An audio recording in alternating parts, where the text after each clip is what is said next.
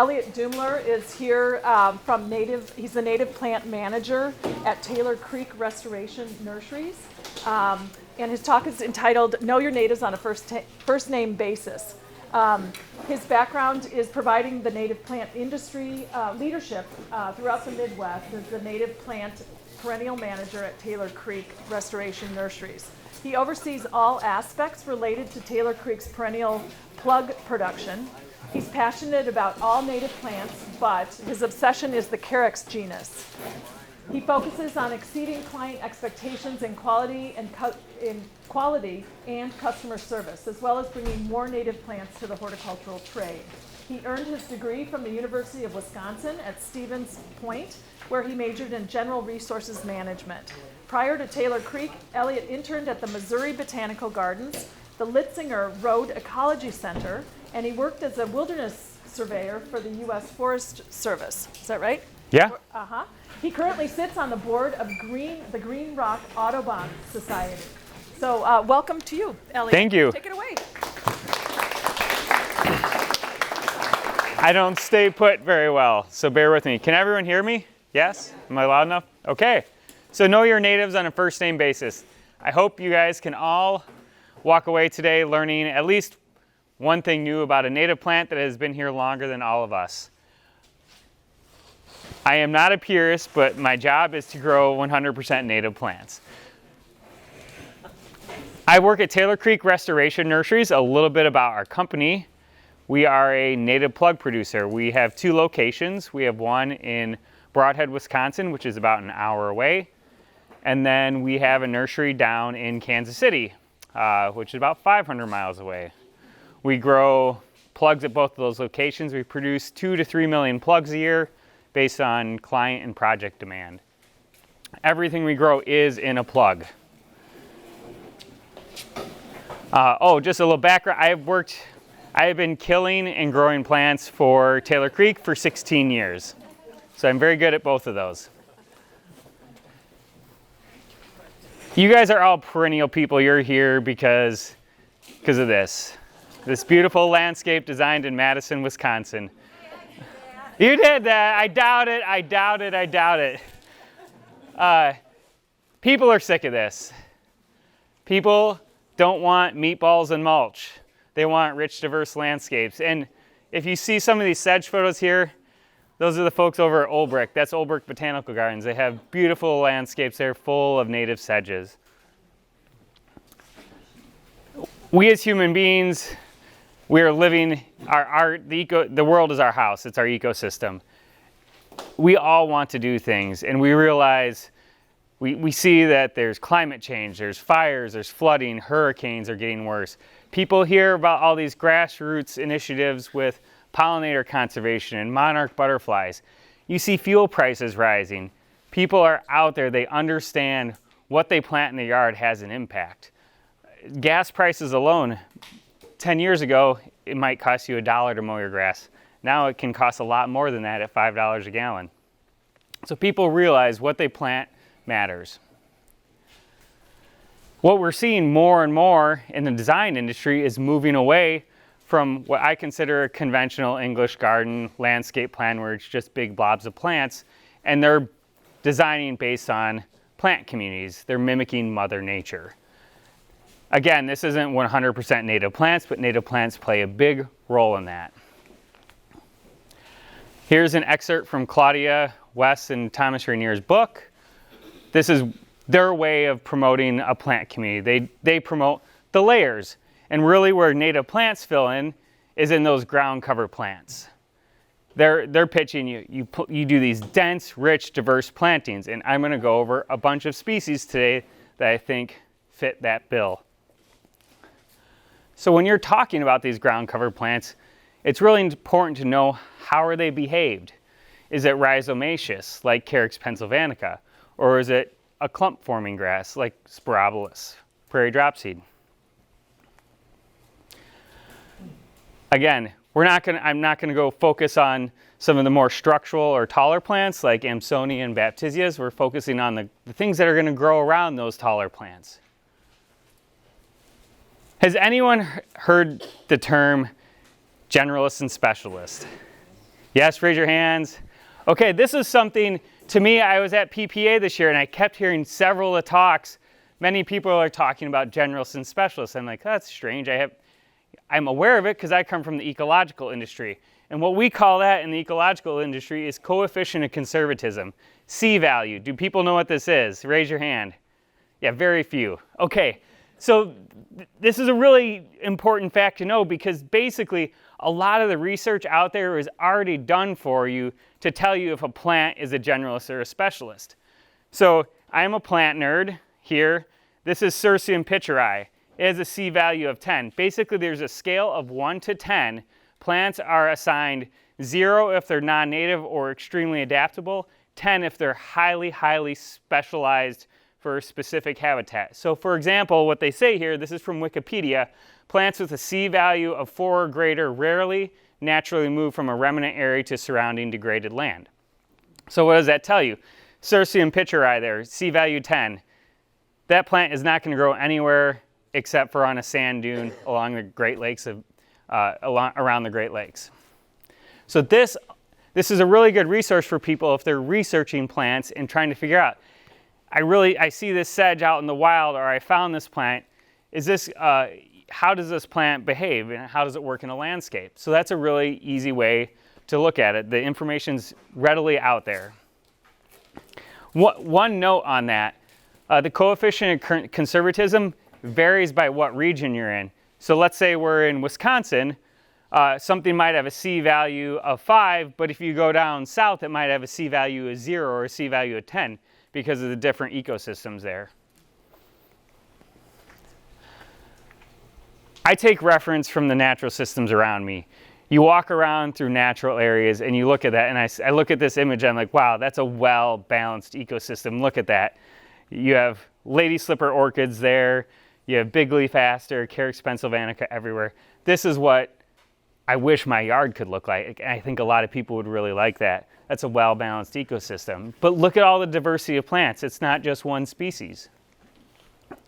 And then you walk into the prairie, and the prairie is awesome because there are so many unrecognized, underutilized plants out in the prairie that are so important and can be so useful in designed plant communities. So many people think of sedges as wetland species, but you walk out in the prairie, there are tons of prairie sedges that grow in full sun, dry prairies. Also, does anyone know what this grass is over here? Anyway, yeah, it's a panicum. There are so many daikintheliums out in prairies. It's such an underutilized species. I have one slide on them, but when you walk out into a prairie, so many people know the prairie for the blazing star, the echinacea, the big showy flowers. But when you look at the composition of a prairie remnant, it's 80% grasses.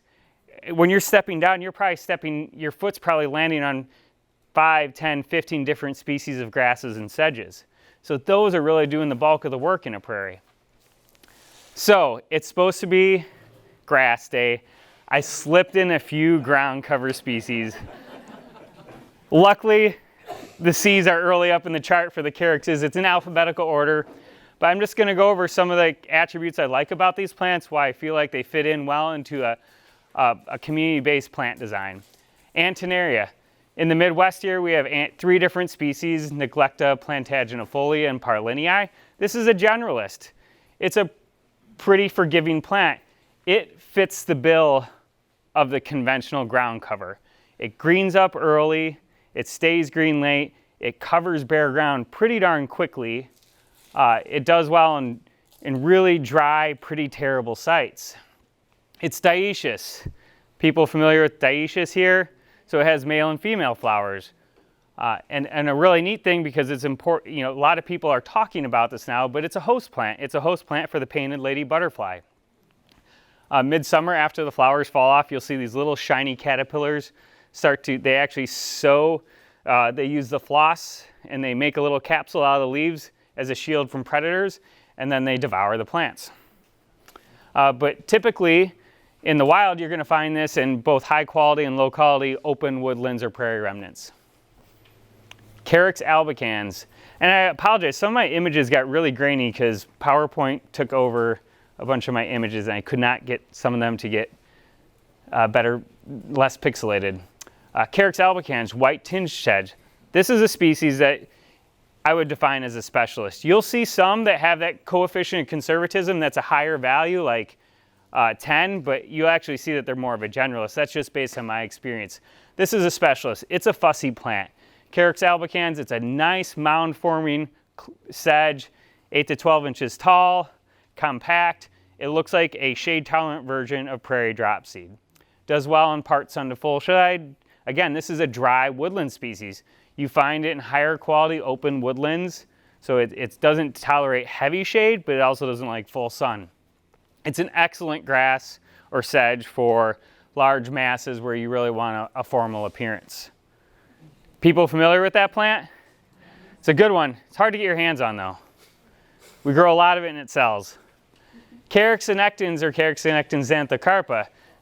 Anyone recognize that picture? Oh, Philip, there you go.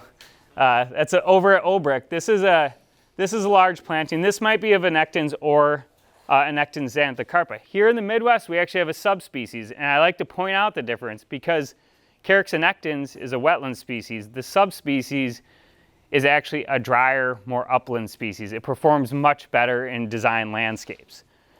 So Carex Actins, it's a generalist, it's a C3. This plant pretty much grows anywhere where you throw it. It'll get up to 36 inches tall, forms a nice mound, does well in full sun to part shade, average and moist soils.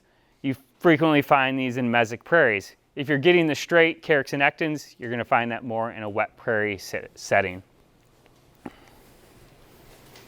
Carex Blanda, eastern woodland sedge. This is a generalist, C1. So this is, ecologists turn their nose up, they're like, that's a weedy plant.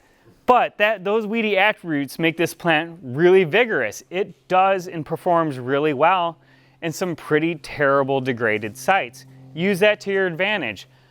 So many people have this plant already growing on their properties, in their yards. If you're a botanical garden, you probably have this somewhere in some area that isn't treated with chemicals frequently and just kind of let go. It's a coarser textured sedge. It's compact, it forms a nice mound, does well in shade to part sun. It tolerates heavy soils. You can plant the stuff in clay and it grows. So many of these woodland shade tolerant sedges are fussy with the soil type. This is one that is not. Like I mentioned, you can find this pretty much in almost every woodland or shaded area, urban or not. And here is Carex Blanda out in a full sun prairie. It's a great understory plant. You can see this is a late season picture I took of it, and those are the stems of big blue stem, just about to set seed. So it does yellow out when you have it out in full sun like that, but it's a really good plant to grow in a wide variety of habitats. Carex brevier or plains oval sedge. Again, another generalist. This species is pretty darn adaptable. You can grow it pretty much anywhere you throw it. It's a finer texture, gets 12 to 18 inches tall. It's a mound former. It's not rhizomaceous. It'll spread to a pretty large clump.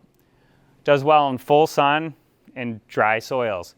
And this planting here is full sun, east facing on sand. Does quite well. This is in front of our nursery office. There is one downside to Carex brevier, which is post-flower, it lodges or lays over. This is a challenge. Some people see this as a not very desirable. However, it's really good at smothering weeds and anything that's trying to come up through it. And then later in the season, it regreens and grows right back through that. So it's an acquired taste. So be aware of that, because people really like it for that fine foliage, but aren't aware of what it does later in the season. Carex eburnea, bristleaf sedge. So this sucker's a specialist, and it really throws the book at us every year. This is a really cool plant. Has anyone ever been up to Ridge's Sanctuary in Door County, Wisconsin? Yeah, okay, cool place, right? Orchids everywhere. You see this plant growing like a turf there. It's growing in people's yards. They can't keep it out. I'm envious of them. That's a specialist, because up there in Ridge's Sanctuary, you have really specific calcareous soils. That's on the Niagara Escarpment. You have it's a dolomitic, I believe it's a dolomite. I could be wrong on that. I'm not a geologist, but these plants grow in high pH soils. they're specialists in that way. It's a really diminutive species, 6 to 12 inches tall. It is rhizomaceous, but it spreads very slowly. It'll spread beyond 12 inches if you give it enough time, but it's a woodland species, and in dry sites has a fine texture. One challenge for me as a grower, and I like to tell other people, right next week is when we are transplanting seedlings we sowed last fall. So we have an 18-month crop cycle when we sow this stuff from seed. 95% of what we produce is seed propagated at our nursery. Maybe you'd have better luck tissue culture or something else with this, but that is just a big challenge with this species. We grow about 10,000 a year and have, it's not enough. Carex grayi, or burr sedge. Here's a species that's kind of identified as a specialist, mainly because of its habitat. It really needs moisture and shade. But so frequently people struggle to find plants that, if they have a wet swale or a wooded swale, where they can't get something to perform really well in that moist, shady site that doesn't flop over. Carex grayi is a really nice, it's a robust plant. It's going to get up to 3 feet tall. It forms a nice 18 to 24 inch clump. It's a clumper. It's not rhizomaceous. Does well in full sun to part shade. The more sun you put it in, the more you need to give it access to moisture. But it's a really sturdy plant. It thrives in shade, but it's really adaptable. Historically, you find those in floodplain woodlands all over the Midwest. Carex grizzia, or wood gray sedge. This is a generalist. This is up there with Carex Blanda. You find this frequently in degraded woodlands and sites that ecologists don't get too excited about. But it's a really nice, coarse textured sedge that forms, it's a mound former. It doesn't spread rhizomaciously. And in a larger planting, you can make it look really good and designed and intended. Does well in part sun to shade. Does great in clay, heavy soils and in dry soils. What you do see a lot with this one is midsummer, when we have our dry spell in Wisconsin, Illinois, it really yellows out. But what you really like right this time of the year, the plant is green as can be, and it'll stay green well into December. You historically find this in mesic woodlands and degraded and in higher quality sites. Carex jamesi. This is one that is a generalist as well. It's pretty adaptable. It's a 6 to 10 inch tall species, forms about a 6 inch clump. It's a clump former, it's not rhizomaceous. Does well in part sun to full shade. Its sweet spot really is that part sun. The heavier shade, I don't see it perform as well. It's not as full. It has more of an open habit that way. Historically, you find it in woodlands with rich soils. You frequently find it in degraded woodlands and shady areas of your backyard. But it's a really nice small sedge with a fine texture, and it performs really, really well. The one thing that is a challenge for us is its production. Can you guys see that little clump there? That's the seed head. Each culm only produces 2 to 3 seeds. So it's hard to get a lot of seed for that plant. You might be looking at 30, 40 seeds per plant. So that's a big collection effort. So that's one of the reasons it's really, you can't always get huge numbers of that at the drop of a hat. Carex lupulina, or hop sedge. This is really closely related to Carex grayi. They both have they have really similar seed heads. Carex grayi is a little more structural and interesting, I think. The reason I like to promote this one is because Carex grayi is a very challenging species to grow. This one's super easy. They both have that taller, more robust habit. Will get up to upwards of 3 feet tall, spreads to form a nice clump. They both do well in full sun to part shade and wet conditions. You frequently find this in wet prairies or seasonal wetlands. Carex mediae. Anyone in this room know this plant? Yes. Oh shoot, Philip over there. That's cheating. So Carex mediae. This is a specialist. This is an unusual plant. Ecologists, they get really excited about species like this that have a C value of 10. However, what I have seen, this is a plant that we're just introducing. I've been working on it for the past 3 years, and this year was the first year we're actually able to have even a handful of flats to sell to the public. Next year will be even better.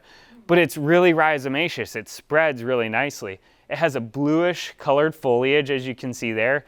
It gets about 18 inches tall, and it is rhizomaceous, so I don't have much history. I've only been growing it in a garden for about a year. So far it's looking like it spreads to about a 10-inch diameter. Does well in part sun to full sun. This isn't a woodland species. And it does well in dry soils. The bluish foliage is really distinct in the spring and the fall. Midsummer, it greens up more.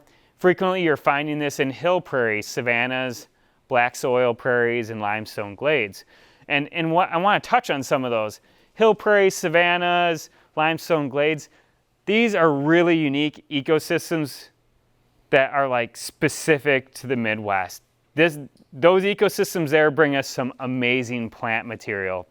A lot of the echinacea, the liatris that are out in the industry and have been cultivated to have cultivars, or Amsonias, which there's oodles of cultivars from. These all come from some of these unique ecosystems. That's why people come here to collect plants and take them back to Europe.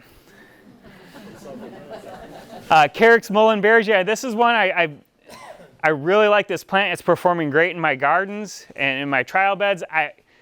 The prime time to take a picture where I have this planted, I always miss it because it's our busy season, and this time of the year it's completely engulfed in airgrastus. So this is a generalist. It gets about 2 feet tall. It is rhizomaceous, but it stays into a pretty small spread, 12 inches wide, does well. Its perfect site is part shade and dry soils. You find this frequently in hill prairies and savannas. So it's a nice drought-tolerant species for open woodlands. But it will perform in almost nearly full sun situations. Carex pennsylvanica, I won't dwell on this. Everyone here probably knows about this species. I consider it a specialist. You can't just throw Carex pennsylvanica at any site and expect it to do well. Put it in clay soils, it's going to take years for that plant to spread and fill in. So you frequently find this in open woodlands with sandy or loose soils where it can really throw out those rhizomes.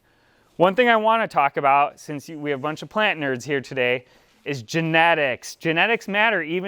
We're not cultivating plants for height or flower color or bloom size, but we're doing selection on our own, right? Because we're trying to select seed strains that germinate well or produce well. One thing we've noticed with Carex pennsylvanica, which we now do via tissue culture, is the strain we collected came from a sandy, sunny hill prairie.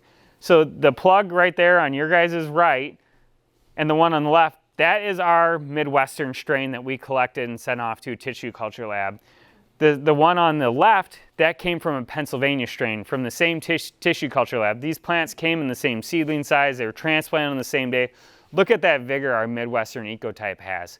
So that's something, even when you're growing native plants, think about those genetics, because where your plant comes from, I can't guarantee that, but I would almost say I'm almost positive that the Midwestern ecotype of Carex pennsylvanica is going to be more drought tolerant, is more vigorous, and produce you a more robust plant.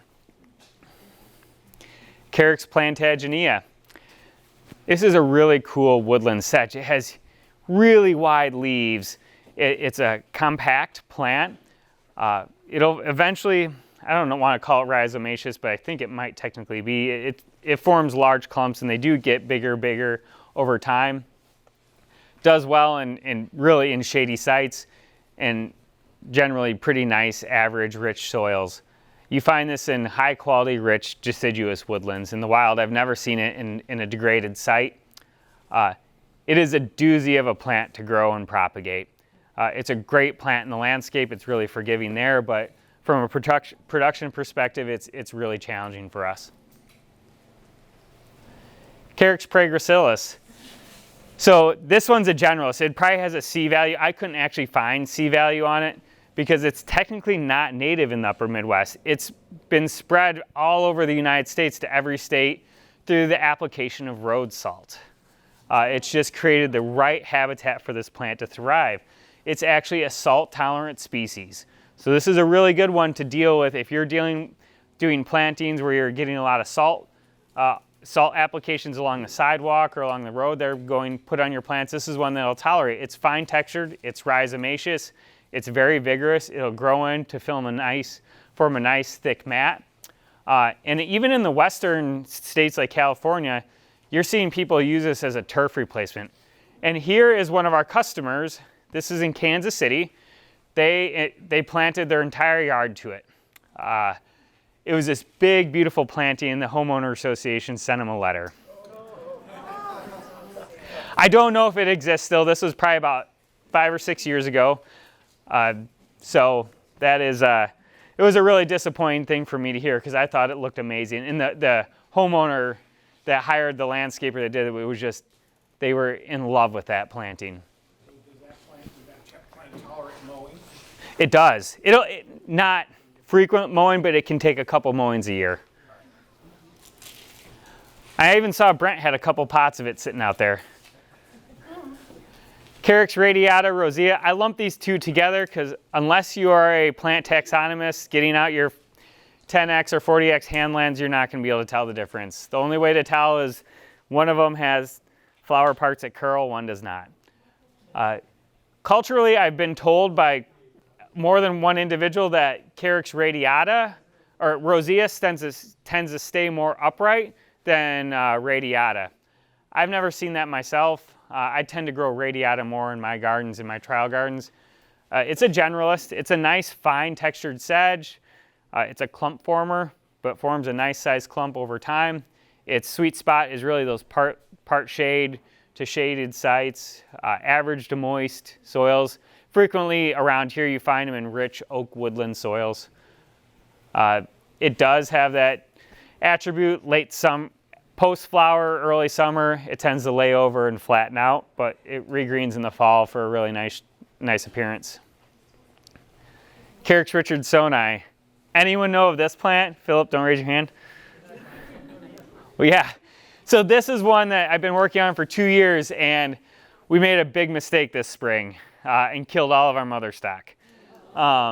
This is you can't get this plant right now in the industry. It's a really unusual species. It's a C value of 10, but it's rhizomaceous and it's actually quite a vigorous species. So it probably gets about 6 inches tall, 12 inches with its seed head on it. It's a really diminutive species, but it's rhizomaceous and forms as turf. So this plant has a lot of merit, I think, in the landscape industry. It does well in full sun to part shade. The collections we got these from were from a sunny hill prairie, so it's drought tolerant. It's growing in sand on a hill. Yeah, we had an unfortunate accident doing divisions. We were a little eager this year, so we're kind of starting from ground zero, but hopefully in the next 2 years we'll have this plant back to market so people can start to use it and trial it. But if you don't talk about it, no one will ask for it, which takes me, no, not this one, the next one. Kirkspring. This is a nice fine textured rhizomaceous sedge.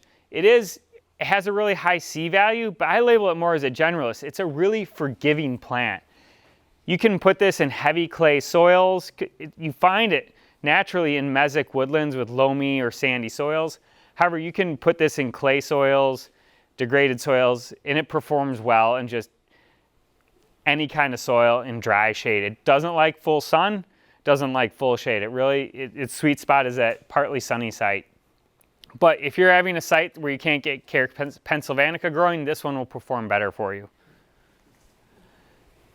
Carex stricta. This is a wetland species that I see used more and more. I generally keep the wetland species out of my slides because they're obligates. They need access to moisture to grow, and that's generally not in a conventional garden design. However, more and more people are doing stormwater detention basins or rain gardens. This species is used pretty frequently in those because it's a generalist, it's vigorous, extremely vigorous, it's heavily rhizomaceous. It will spread to fill in a dense planting of it very quickly. You frequently find this in the wild in sedge meadows, seeps, and in seasonal wetlands with sandy and even in heavy soils. You see it, this is a Shaw Nature Reserve down near St. Louis. They use this just in their, as a tall ground cover outside their buildings along their plantings in the parking lot. So Carex swani, this is a plant that is a really nice, compact, mound-forming, dry woodland sedge that no one uses. Is anyone familiar with it? Philip, yeah? Any feedback on that? It's a nice sedge. Yeah, it's a really nice plant. We grow it, no one buys it. So because of that, there are flats out there. If anyone wants to take one home, take a plant, try it out, give us feedback, because I don't know why people are not using this plant. But it's a nice compact sedge, gets around 12 inches tall, spreads to form a nice 12 to 24 inch clump.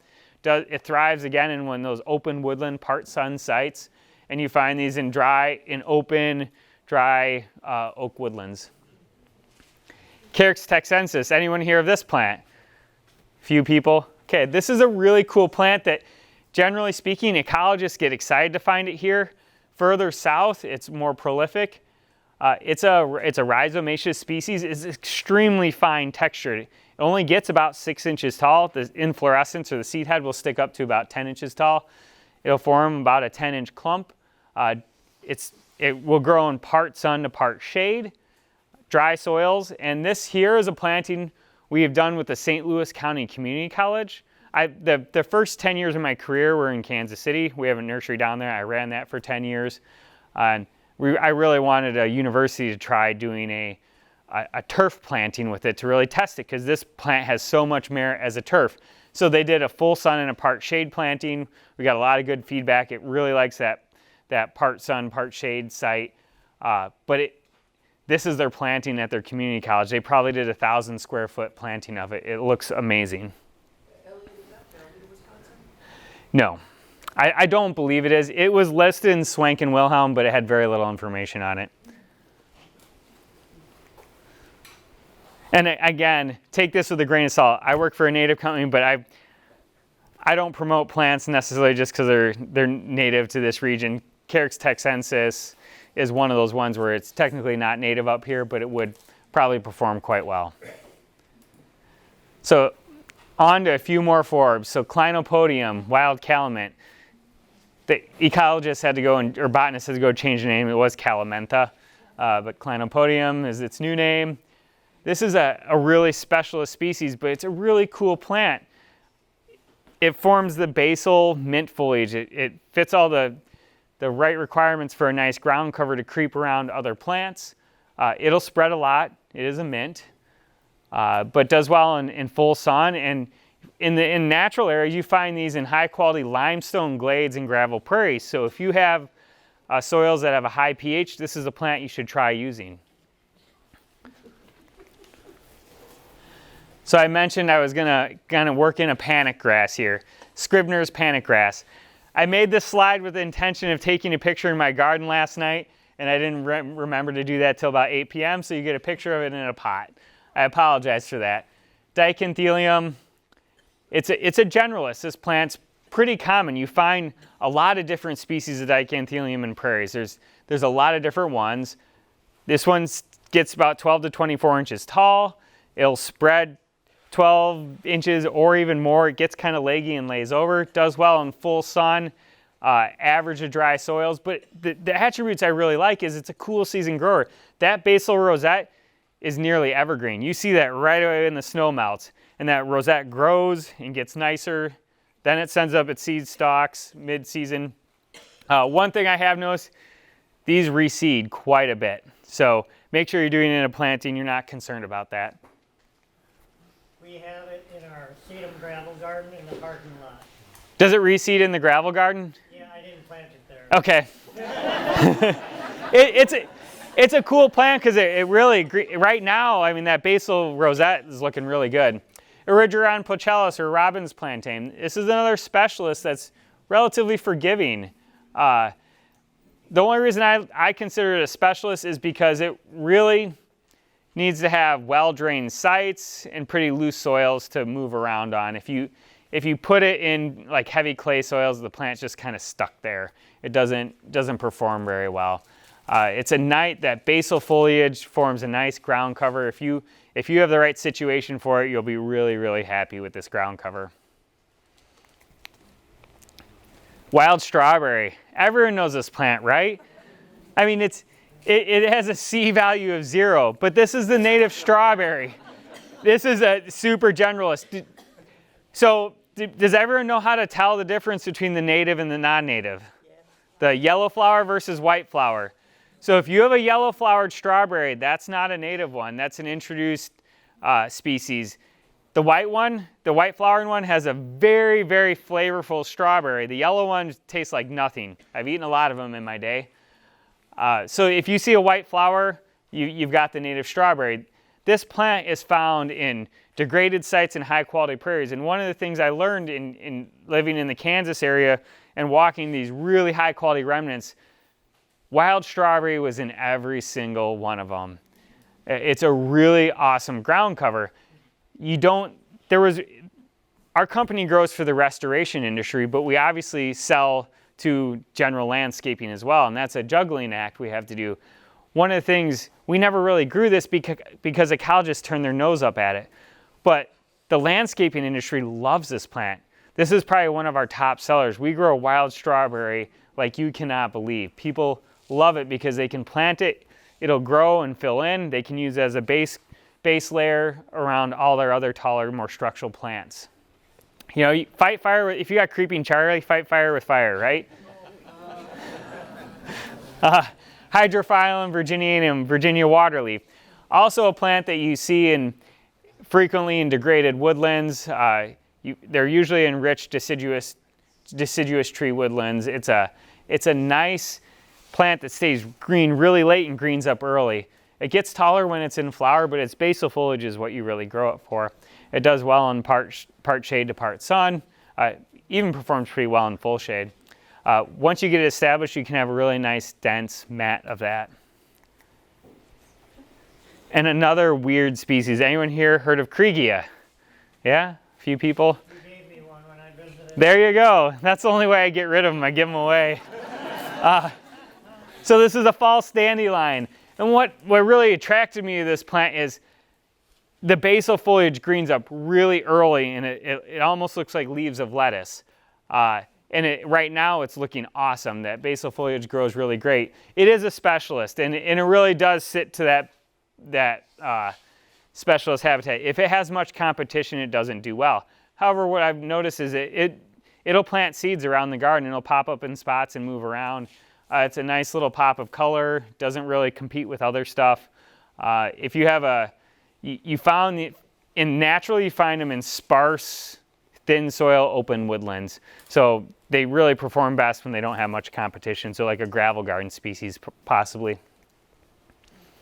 Pachyra. So these used to be Senecio, but now they're the Pachyra. We've got 4 species that we commonly cultivate in our nursery: Aurea obovata, plantensis, and papercula. Aurea and obovata are the higher C value. Plantensis and papercula are a lower C value, but they're generalists. These are really reseedy species. They do really well in a wide variety of habitats. I kind of lump them all together because I can't do slides for every single plant I like. But this is Pachyra obovata in an upland woodland setting.